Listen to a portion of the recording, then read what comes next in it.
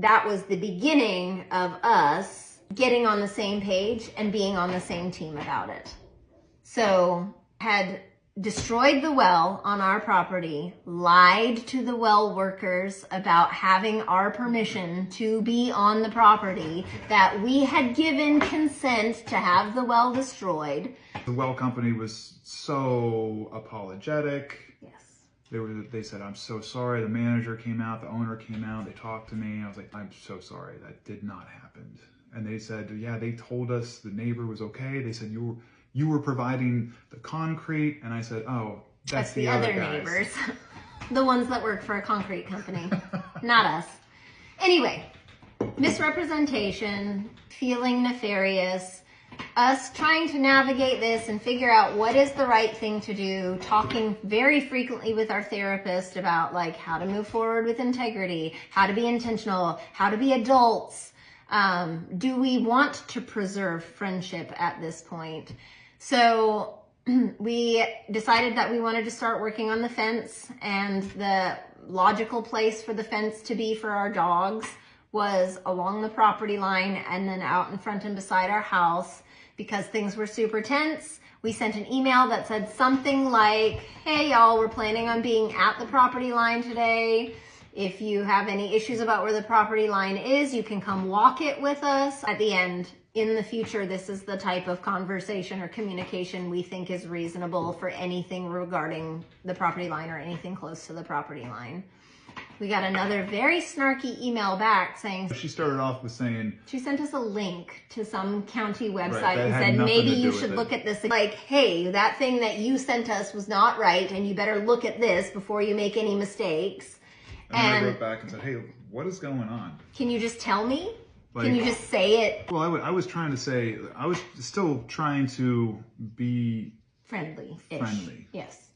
And I was like, hey, like, I'm happy to do whatever you need, but I'm having trouble finding where you're referencing that I'm wrong. So she responded to that email with something along the lines of, stop trying to gaslight me. Mm-hmm. You are clearly not safe. My kids don't feel safe.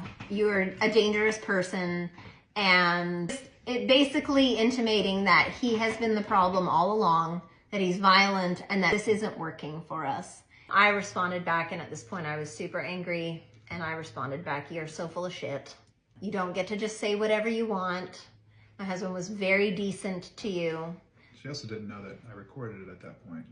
Right. I said that Brock recorded the conversation, and he was very polite and did not cuss at you and did not scream in your face. And at this point, I feel like everything that you say is suspect. And we received back a response, basically that said, I need to speak my truth, and you weren't there, and you don't know his energy, and my kids were terrified, and we felt like we were in danger. And, you know, I just want to say, editorializing a little bit, that I've lived with this man for almost 20 years, and arguably I have seen him far angrier than she has ever seen him. And I have never felt unsafe. I've never felt like I was in danger. I've never felt like my kids were in danger. So we received that email. A couple of days later, I got a text from a friend saying, hey, somebody wanted me to check on you because they hadn't seen your car in a while, and they thought it was possible that something had happened to you. And upon deeper conversation, found out that word was going around that Brock was abusive, and that I was in danger and in denial, and that they were going to try to rescue me from my dangerous husband. And so at that point, I personally felt super betrayed, like deeply betrayed by people that were supposed to be my friends. I said the email saying, we're not friends anymore, and this is bullshit, right? And then the story is going around the like friendship community. I unfollowed and blocked everybody. I unfollowed and blocked everybody because in the weeks following this conflict, every time I posted something on Instagram, I would get a text message from somebody, and they were pretty unhinged. People telling me, you know, shit about my farm, shit about my dogs, shit about me as a parent, shit about my kids. I felt very under attack. And again, at this point, we have said nothing publicly.